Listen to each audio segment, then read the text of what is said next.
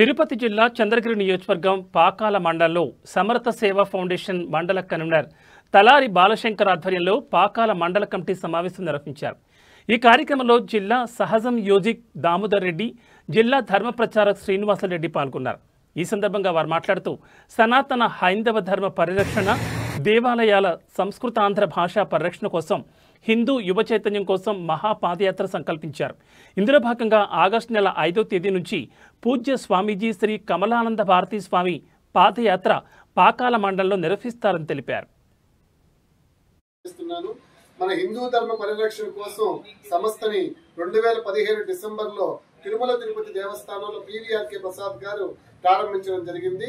అప్పటి నుంచి ప్రతి మండలంలో హిందూ ధర్మం కోసం పాటుపడుతూ దేవాలయ నిర్మాణాలు జరుగుతూ వారం భజన, ప్రతి నెల పౌర్ణమికి సామూహిక హారతి, ఏకాదశి రోజు నగర సంకీర్తన, సత్సంగం కార్యక్రమాలు నిర్వహిస్తూ మతం మారినటువంటి వారిని తిరిగి మన హిందూ ధర్మంలోకి తీసుకువస్తూ మన హిందూ ధర్మాన్ని కాపాడేందుకు ప్రయత్నిస్తూ ఉంటాము.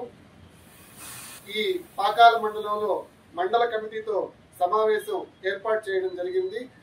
రేపు నెల 5వ తారీఖు నుంచి పూజ్య స్వామీజీ కమలానంద భారతి గారి పాదయాత్ర మన పాకాల మండలంలో ప్రారంభమవుతుంది.